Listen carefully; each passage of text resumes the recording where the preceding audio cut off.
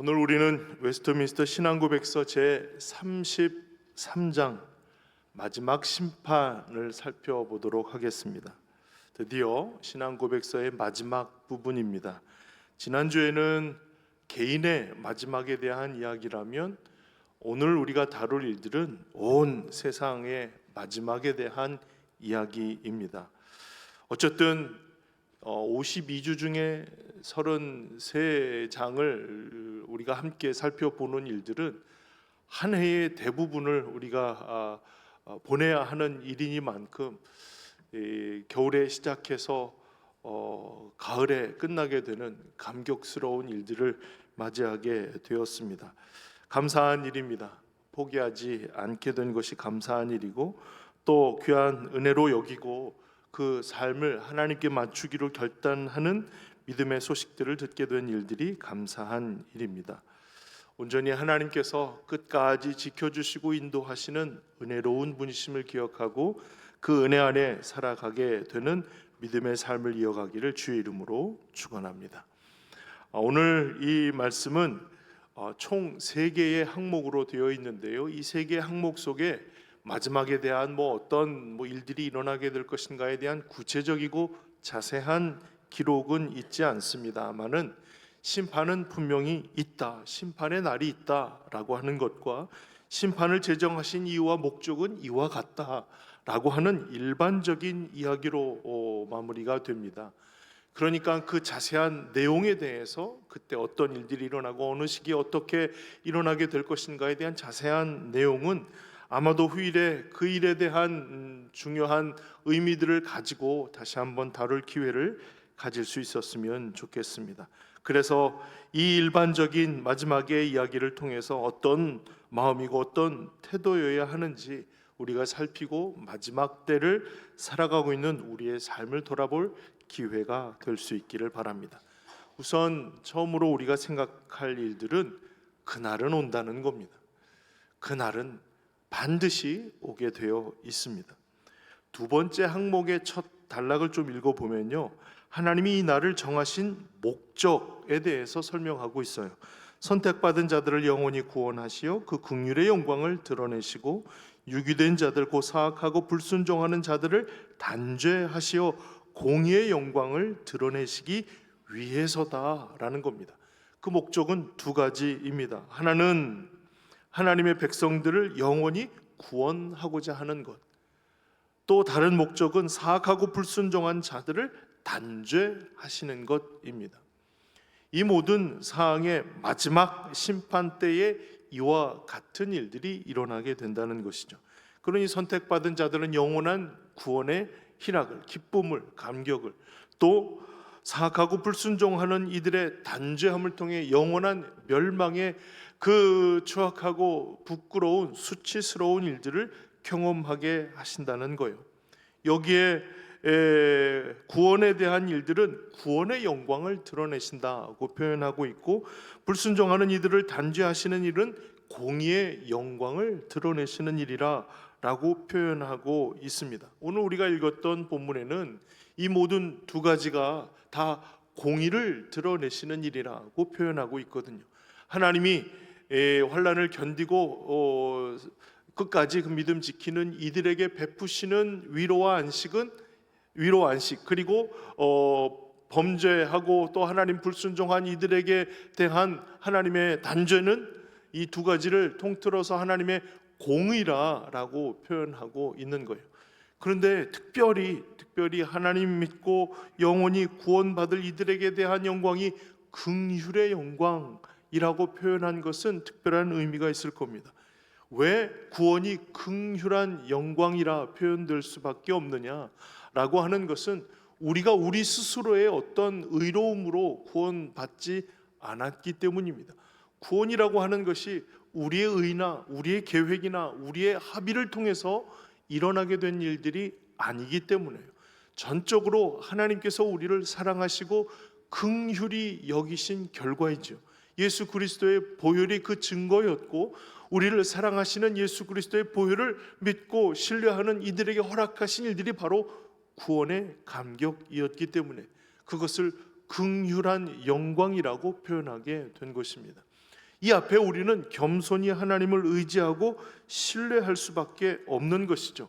그래서 우리는 마땅히 단죄 받아야 할 존재들이지만 그리스도의 보혈로 인해서 단죄에서 벗어나게 된 사람들이기 때문에 구원받음에 대한 우리의 마땅한 태도는 감사이고 감격이고 죽음에서 주 앞에 서게 하신 일에 대한 찬송과 경배의 일이라고 할 것입니다. 지난주에도 우리가 다루었지만 믿는 사람들에게 그래서 죽음은 소망인 것이죠. 소망으로 받는 것이고 소망으로 인해 사모하게 되는 은혜로운 과정이라고 표현할 수가 있는 것입니다. 그런데요, 이 사실을 받지 못하는 사람들이 있습니다. 하나님이 사랑이시라고 하면서 기껏 피조해 놓은, 만들어 놓은 사람들을 심판하는 게 말이나 됩니까? 그리고 똑같은 죄 지은 사람인데 누구는 구원하고 누구는 유기하였다는 게 말이 되는 이야기입니까?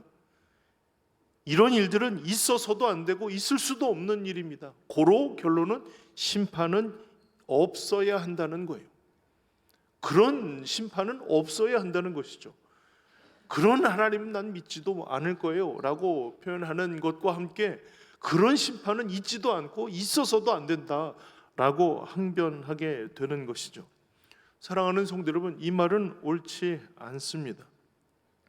하나님 앞에 불순종함으로 죄악 가운데 유기된 이들에 대한 하나님의 심판은 정당한 일이에요. 그리고 심판이 있고 없고의 여부에 대해서 우리가 그것을 결정하고 믿는다 안 믿는다라고 얘기를 할 만한 위치에 있지 않다는 겁니다. 방귀 낀 놈이 성내는 법이에요. 그러다 보니 이것이 꼭 어떠한 의미를 우리에게 보여주게 되는지에 대한 여부와 상관이 없이 그런 하나님은 난 믿을 수 없다라고 스스로의 믿음 없음에 대한 이야기를 하며 항변하는 일들이 결코 정당함을 얻지 못한다는 것을 우리는 분명히 기억해야 합니다. 왜냐하면 성경이 분명히 심판이 있고 그 심판이 어떤 형태인지를 설명하고 있기 때문이에요.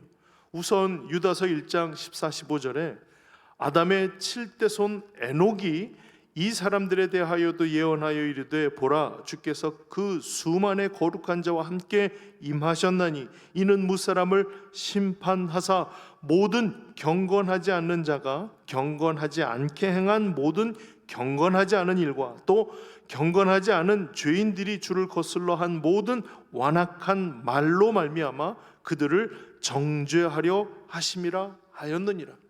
그 경건하지 않은 자가 경건치 않은 일, 않은 행위, 않은 말들을 행하는 일들 때문에 그것을 정죄하고 심판하신다라고 아담의 7대손 에녹이 선언했다는 거예요. 이미 창조 시대에 하나님의 심판이 선언되었어요. 그리고 솔로몬을 통해서 전도서 11장 9절에 청년이요 네 어린 때를 즐거워하며 내 청년의 날들을 마음에 기뻐하여 마음에 원하는 길들과 내 눈에 보는 대로 행하라. 그러나 하나님이 이 모든 일로 말미암아 너를 심판하실 줄 알라. 마음대로 살아보렴. 그러나 너희 행한 일들로 분명히 심판할 때가 있을 거야 라고 경고하는 일이죠. 바울도 마지막 심판을 이렇게 선언합니다. 고린도후서 5장 10절에 이는 우리가 다 반드시 그리스도의 심판대 앞에 나타나게 되어 각각 선악간에 그 몸으로 행한 것을 따라 받으려 함이라. 물론 예수님께서 직접 심판에 대해서 언급하시고 그때의 징조에 대해서도 설명하신 부분들이 있어요. 그러나 여러 사람들을 통해서 분명하게 선언되는 심판의 양상은 무엇에 대한 심판인가? 그것은 그들의 행한 행위에 대한 심판이라는 거예요. 그들이 말한 대로, 행동한 대로, 그들이 선택한 대로, 결정한 대로의 심판이라는 거예요. 로마서 14장 10절에 네가 어찌하여 네 형제를 비판하느냐, 어찌하여 네 형제를 없이는 여기느냐, 우리가 다 하나님의 심판대 앞에 서리라. 그 12절 이후에 그러므로 우리 각 사람이 자기 일을 하나님께 짓고 하리라. 심판대 앞에 서는 일들은 분명하게 우리의 행한 대로, 말한 대로, 결정한 대로, 선택한 대로의 일들이라는 거예요. 이토록 명확하게 마지막 때의 심판을 말씀하신 대로 우리의 말한 대로 직고함으로 심판을 받아야 할 것을 분명하게 말씀하고 있다는 겁니다. 이렇게 말씀을 강하게 경고하신 일의 효과가 무엇일까? 이렇게 말씀하신 이유가 무엇일까?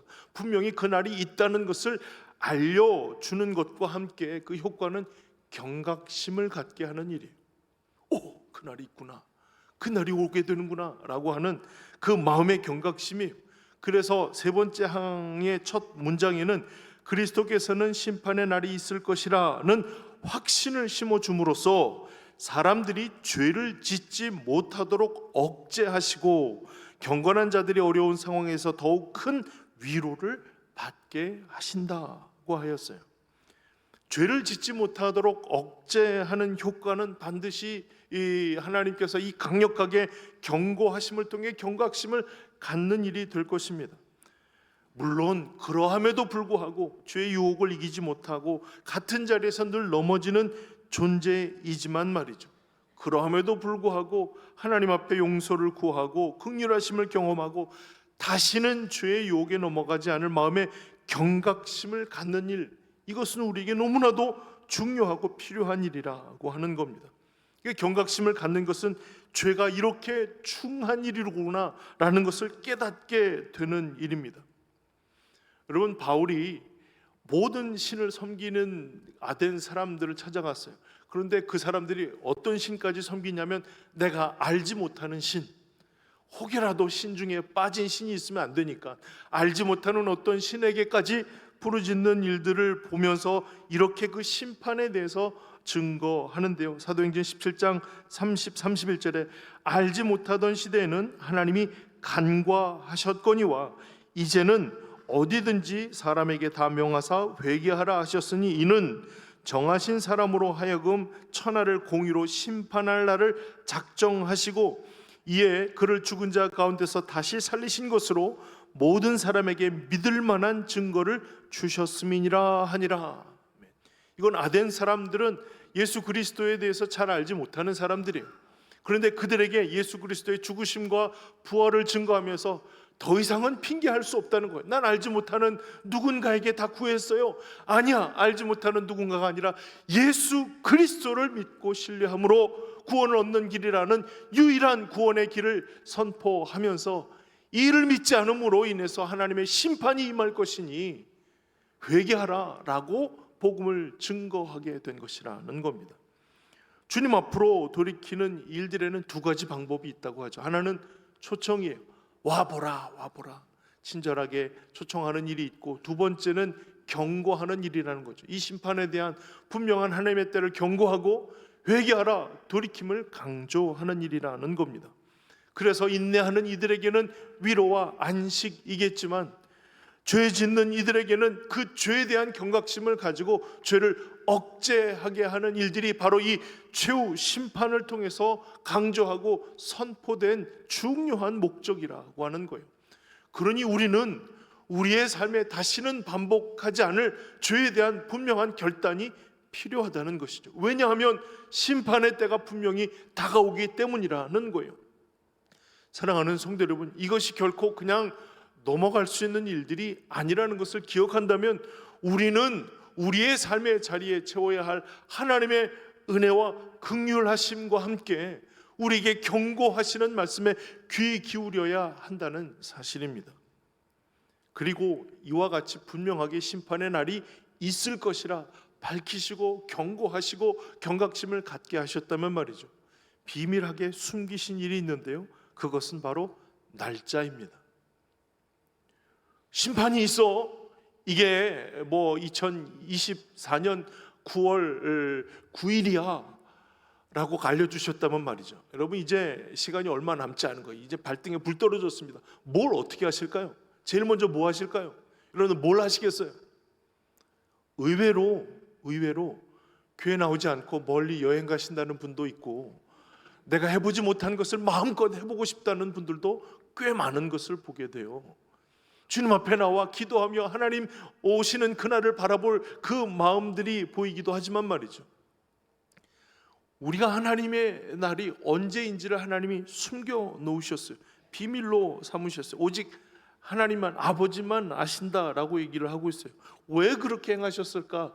그 세 번째 항목의 뒷부분을 보시면 또한 그날이 언제인지 아무에게도 알리지 않으심으로써, 그 이유는 사람들이 육적인 안전감에 빠지지 않게 하시고 그때를 알지 못함으로 늘 깨어 있는 마음으로 아멘 주 예수여 오시옵소서라고 말할 수 있는 준비를 갖추게 한다는 겁니다. 준비하고 예비하기 위해서라는 거예요. 준비한다는 말은 소망함으로 기다린다는 것을 의미하는 것이죠. 인내함으로 그날을 사모하여 기다리는 이들에게 언제든 주님께서 이 땅에 심판하시도록 오실 그날을 기대하게 하시는 거예요. 그날에 나를 위로하시고 나에게 안식을 주실 것을 기대하며 주님 어서 오십시오, 그날을 기대하게 하신다는 거예요. 여러분, 아이들만 두고 외출을 하고 돌아왔을 때 때로는 생각지 못했던 일들을 경험하게 됩니다. 눈물을 그렁이며 그 품에 안겨서 북받치는 서러움을 흘리면서 형이 뭐라 그랬어요? 동생이 뭐라 그랬어요? 왜 말 안 들어요? 하면서 그 눈물로 부모님을 맞이할 때가 있습니다. 무슨 일이야? 잘 알아듣지 못하는 말로 억울한 지금까지의 감정을 토해내면서 눈물을 닦고 자초지종을 듣다가 보면 부모님이 돌아와서 이 억울함을 해결해 줄 것이라 믿고 견디고 참아왔던 시간들에 대한 하소연들이 쏟아지게 됩니다. 꼭 그 상황을 보게 될 때면 눈물을 닦으시는 주님 앞에 선 성도들의 모습과 참 많이 닮아 있습니다. 물론 이 땅에서 승리의 환호를 부르며 살아가게 하시면 얼마나 좋겠습니까? 그런 날들도 있겠지만 때로는 억울하기도 하고 때로는 내 목숨이 오고 가는 위험을 경험하면서도 소리 한번 제대로 낼 수 없이 답답하고 서운하고 힘겨운 삶을 살아내야 하는 것이 얼마나 힘들고 어려운 일이겠습니까? 때로는 내가 믿음 지켜 살아가는 일들과 함께 그렇지 못한 사람들의 모습을 보니 더 잘되고 더 건강하고 더 명예롭고 더 잘 나가는 것을 보게 되면 억울함이 가중됩니다. 이게 73편의 시편 73편의 고백이 그렇고 예레미야 12장의 고백이 그렇고 하박국 1장의 그 볼멘 소리가 그런 것 아닙니까? 어떻게 하기니 더 잘되고 힘있고 강건할 수 있습니까? 이게 무슨 일인가 싶다가도 최후의 심판을 확신하는 이들이 더욱 사모하며 기다리게 되는 것은 주님 다시 오셔서 모든 것을 바르게 판결하실 것이다 라는 것을 믿고 신뢰하는 일들로 그들의 삶의 과정을 견디고 인내하게 됩니다. 그래서 기다리며 대망하는 이들에게 고백하는 바는 주님 언제 오시나요? 주님 어서 와주세요 라고 하는 고백이겠죠. 그 흐르는 눈물의 양이 많으면 많을수록 이 고백은 더욱 분명하게 될 것입니다. 비록 처절한 울부짖음이 있을지라도 주님 오시면 다 바르게 판결하실 것을, 이 억울한 마음의 위로를 허락해 주실 것을 기대하며 그 순간이 오는 그날까지, 그때가 이르는 그 모든 상황에 이르기까지 그 모든 마음과 믿음을 변치 아니하도록 모든 하나님 앞에 의지하며 기대하며 기다리는 마음의 고백을 이어가게 됩니다. 그날이 되면 명명백백 드러내게 될 것이기 때문입니다. 하나님께서 의로운 심판을 준비하시고 우리에게 그날을 기대하게 하시는 일이 혹 우리에게 너무 먼 얘기는 아닌가 싶습니다. 때로는 견디다 하나님 이거 너무 먼 얘기 아닙니까? 언제까지 기다리고 언제까지 참고 언제까지 견뎌야 합니까? 쉽게 받아들여지지 못하는 상황들도 있을 것입니다. 그러나 사랑하는 성도 여러분, 이 땅 가운데 감당치 못할 시험 당함을 허락지 아니하시는 하나님께서 시험 당할 즈음에 피할 길을 내어 주신다는 것을 기억하시기 바랍니다. 피할 길을 내어 주시는 이유가 뭘까요? 능히 감당하도록입니다. 그 단지 시험을 피하기 위해서가 아니라 피할 길을 주시는 이유는 그 시험을 감당하기 위해서라는 거예요. 그러니 사랑하는 성도 여러분, 우리의 평생에 하나님께서 감당할 수 있는 것들로 허락해 주시고 흘리는 눈물을 닦으시고 위로해 주실 때를 소망하면서 주님의 때를 준비하도록 때로는 그 시간을 감추어 두셨다는 거예요. 바로 이 순간 이후에 하나님의 마지막 때를 경험해도 이상할 것이 없고, 그때가 비록 내가 살아 있는 동안 그 시간을 감당하지 못하더라도 그렇습니다. 동일합니다. 하나님께서 우리에게 허락하시는 인생의 기회는 누구에게나 다 동일하게 주어지는 기회가 될 것입니다. 하나님을 의지함으로 믿음 안에서 승리하시기를 주의 이름으로 축원합니다. 그 사망, 아까 읽었던 사망의 또 다른 부분이에요. 또한 그날이 언제인지 우리에게 알리지 않으심으로써 사람들이 육적인 안전감에 빠지지 않게 하신다. 육적인 안전감에 빠지지 않게 하신다. 그때를 알지 못함으로 늘 깨어있는 마음이 되게 하신다는 거예요. 육적인 안전감에 빠지지 않게 하신다는 것은 무슨 의미의 이야기일까요?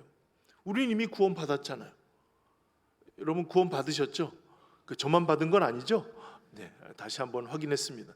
구원 받으셨잖아요. 이미 한번 구원 받았는데 뭐 어쩌라고?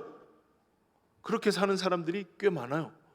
난 이미 구원 받았으니까 내 마음대로, 내 뜻대로, 내 생각대로, 내 형편대로, 내 눈에 보기 좋은 대로 살 거야. 뭐 그런들 뭐 구원이 취소될 거야? 아니잖아. 그러니까 나는 이미 구원 받았고 그 구원의 확신이 그 도를 넘어서는 경우가 참 많습니다. 성경은 윤리책이 아니에요. 그러다 보니 윤리로 우리가 뭐 선한 일들을 행했다고 구원을 받거나 선한 일을 강조함으로 우리에게 구원이 더 가까워진다라고 강조하는 책이 아니라는 것이죠. 전적으로 하나님의 섭리와 하나님의 뜻이 이 땅 가운데 선포되는 선포의 말씀이에요. 그런데요, 그 내용은 충분히 윤리적 교훈을 담고 있어요. 하나님 앞에 예물을 드리러 가는데 친구들에게, 형제들에게 원망 들을 일들이 생각나거든 어떻게 하라고 하죠? 그 재물을 제단 위에 내려놓고 형제에게 가서 화목한 이후에 다시 그 재물 앞에 서라는 거 아닙니까? 하나님 앞에 제사하는 일들이 가장 우리에게 우선되는 일 아니에요? 그럼에도 불구하고 형제들에게 원망받을 일이 있거든 먼저 화목하고 와서 제사를 드려라고 하는 것이 하나님께서 우리에게 가르치시는 삶의 지혜라는 거예요. 자, 그렇다면 말이죠, 우리에게 있어서 우리가 생각해야 할 한 가지가 있습니다. 육적인 안전감에 빠지지 않는 것이라고 하는 거예요. 그거는 이미 구원이 우리에게 허락되었는데 우리가 뭐 어쩌라고, 이런 삶은 합당치 않다는 거예요. 분명한 것은 우리로 하여금 하나님께서 주시는 하나님의 구원에 대하여 뭐 회개의 기회는 반복될 이유가 없겠지만 말이죠, 하나님 앞에 죄에 대한 회개의 기회는 반복될 리는 없겠지만 우리가 하나님 앞에 온전치 못했던 삶에 대한 돌이킴은 끊임없이 반복되어야 한다는 사실입니다. 하나님 앞에 온전치 못하였던 죄, 또 우리로 하여금 나아가지 못하였던 모든 삶에 흘렸던 눈물의 이유들을 회개하고 화목케 하는 일들이 우리에게 중요한 의미라는 거예요. 여러분 생각해 보세요. 하나님 내 눈물 닦아주실 것이잖아요. 그런데 나 때문에 흘린 눈물은 어떻게 닦을 거예요? 나 때문에 누군가가 눈물을 흘렸어요. 여기에 대해서는 어떻게 할까요? 난 이미 구원받았어. 그게 뭐 어쩌라고? 라고가 아니라는 거예요. 끊임없이 돌이키고 회개하도록 우리로 하여금 육적인 안전감에 빠지지 않게 하시기 위함이라는 거예요. 이것은 분명히 선포된 일입니다. 사랑하는 성도 여러분, 분명 우리의 삶의 자리에 채워야 할 일들에 대한 우리의 마음의 경각심을 갖는 일들은 이 심판의 과정을 통하여 우리에게 충분히 선포되는 부분이라는 것을 기억하신다면 말이죠, 우리가 하나님 앞에 온전함으로 나아갈 수 있기를 위해서, 또 우리로 하여금 살게 하시는 삶의 자리에서 또한 온전하기를 위하여 애써야 합니다. 잘못을 인정하고 사죄함으로 회개해야 할 일들을 결코 주저하지 않게 되기를 주의 이름으로 부탁을 드립니다. 이런 얘기 혹시 들어보셨어요? 교회 다니는 사람이 더 그래. 들어보셨죠? 예, 안 들어보셨어요? 야, 어느 세상에 살고 계신지 모르겠습니다. 들어보셨을 거예요. 아니, 들어보셨는데 일부러 안 듣는 척 하셨던 걸 거예요. 그거 다 저한테 하는 말이에요. 나 때문에 일어난 말들이 교회 다니는 사람이 더 그래. 뭘 더 그럴까요? 뭐가 더 그럴까요? 더 이기적이고 더 그 사람에 대해서 배려하고 또 함께 나가는 그 마음에 있어서 온전치 못한 모습들이 더 많다는 것이겠죠. 사랑하는 성도 여러분, 오늘도 주님 앞에 온전함으로 나가기 위해 예배 자리에 나오신 모든 성도님들의 마음속에 때로는 그 마음 한구석에 여전히 이 무겁게 다가오는, 무겁게 들려지는 그런 하나님 보여주시는 일들이 있다면 말이죠, 겸손하게 주님께서 우리에게 가르쳐 주시는 방식을 쫓아야 합니다. 사죄하고 회개하고 돌이켜 하나님의 은혜 앞에 무릎 꿇는 일들이 필요한 것이죠. 이것이 육적인 안전감에 빠지지 않는 일일 것입니다. 또 한 가지, 깨어 있는 마음으로라고 하였어요. 깨어 있는 마음을 가져야 하겠죠. 세대가 악함으로 경고하신 말씀 속에 분명하게 깨어라는 분명한 하나님의 선언이 있습니다. 마태복음 24장 42절부터 보면, 그러므로 깨어 있으라.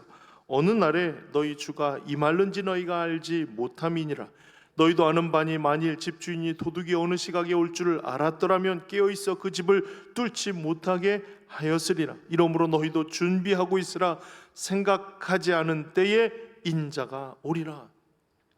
비슷한 말씀들을 여러 차례 하셨어요. 마태복음 26장에도 내 마음이 매우 고민하여 죽게 되었으니 너는 여기 머물라. 나와 함께 깨어 있으라. 하나님의 때에, 하나님의 시각에, 하나님의 일들에 어떻게 우리에게 임하는지 알 수 없는 시기를 준비해야 할 때에 깨어 있으라 언급하셨어요. 알 수 없어, 알 수 없기 때문에 알 수 없다는 말이 핑계로 살지 아니하도록 늘 살피고 마음을 놓지 않을 깨어 있으라 라는 말씀을 귀 기울여야 한다는 겁니다. 또한 깨어 있음을 강조하는 말씀 속에 함께 담은 일들이 있는데요, 에베소서 6장 18절에 모든 기도와 간구를 하되 항상 성령 안에서 기도하고 이를 위하여 깨어 구하기를 항상 힘쓰며 여러 성도를 위하여 구하라. 골로새 4장 2절에 기도를 계속하고 기도에 감사함으로 깨어 있으라. 이외에도 깨어 있으라 라고 하는 말에 함께 등장하는 말은 기도입니다. 우리가 깨어 할 수 있는 일, 깨어 하나님의 은혜에 동참하고 동행하는 일, 언제 그날이 임할는지 알지 못하지만 준비해야 하는 일에 있어서 가장 중심되는 짝과 같은 말씀은 기도라는 겁니다. 깨어 있어야 할 일이 있다면 그건 기도이죠. 마지막 때를 기대하며 주님 오심을 대망하는 이들이 기도하지 않는다, 이건 말도 안 되는 상황입니다. 심판의 때를 확신하는 이들에게 기도는 내가 여전히 깨어 있다는 것을 확신하게 하는 중요한 증거가 되는 것입니다. 물론 성도 여러분은 어디서든 기도하시겠죠. 언제든 기도하시겠죠. 우리가 할 수 있는 기도의 기회를 최선을 다해서 마련하는 것은 중요하고 필요한 일입니다. 야고보서에서 강조했던 것처럼 아픈 이들은 장로들을 청하여 기도하기를 구해야 합니다. 그 말은 나는 내 몸이 아픈 일들을 위해 마땅히 기도할 거 아닙니까? 하나님 고쳐주세요, 고쳐주세요. 그런데 누군가를 통해서 기도의 기회를 만드는 겁니다. 계속해서 기도가 이어질 수 있도록 기도의 기회를 이어가는 것을 말하는 것이죠. 그러고 보면 예전에는 참 많은 이유를 가지고 기도의 요청을 받았던 기억이 있습니다. 태어나고 생로병사의 모든 과정에 기도 부탁을 하고 기도의 자리에 청함을 받게 된 기억들이 있습니다. 어떤 분들은 차를 새로 샀는데 목사님 운전대에 앉아서 이 차 안전하게 몰 수 있도록 기도해 주세요. 그래서 제가 여러 차를 타봤습니다. 여러 차를 정말 타봤습니다. 기도가 필요한 자리라고 여겨지면 사업장이든 어느 자리든 어떤 형편이든 어떤 상황이든 기도의 기회를 만드는 일들은 우리에게 참 부지런했던 기억들이 있습니다. 그러나 어느샌가 모르게 이것은 그저 내 몫으로만 남게 된 그와 같은 안타까움이 있습니다. 그냥 내 몫이에요. 내 삶이니 내가 기도하고 내가 감당하고 누군가에게 기도의 기회를 주는 일들은 우리에게 참 필요한 일입니다. 기도가 끊어지지 않도록, 기도에 깨어 있도록 하기 위해서 나도 물론 깨어 있겠지만 누군가도 함께 깨어 있도록 하기 위한 기도의 기회를 만드는 일들은 중요한 습관입니다. 사랑하는 성도 여러분, 함께 기도하고 구하며 위로하고 세우는 일들을 위해서 오늘 우리가 읽었던 본문 속에서도 분명히 드러나고 증거하고 있는 바는 마지막 때가 오므로 더욱 기도에 깨어있는 귀한 성도들을 기대하시고 있다는 거예요. 아무쪼록 기도가 쉬어지지 않는 기도의 기회를 만들고 함께 기도하는 주님의 공동체로 온전히 세움이 되기를 주의 이름으로 축원합니다. 말씀을 마무리합니다. 히브리서 9장 27절에 한 번 죽는 것은 사람에게 정해진 것이요 그 후에는 심판이 있으리니. 이것은 우리 인생의 마지막을 준비하는 이들에게 중요한 격언과 같습니다. 한 번 죽는 것은 정해진 일입니다. 이 세상에 태어난 누군가는 다 죽게 마련입니다. 하지만 그 후에 심판이 있다는 사실을 깨닫고 준비하는 이들과 그렇지 못한 이들은 전혀 다른 길에 서게 됨을 기억하시기를 바랍니다. 누군가에게나 찾아오게 되는 이 마지막 순간을 소망으로 받으시고 심판의 날에 영원히 구원 선언받을 은혜의 날을 기대하며 깨어 주의 오심을 기다리며 고백하는 주님의 귀한 성도님들 되시기를 주의 이름으로 축복합니다. 함께 기도하겠습니다.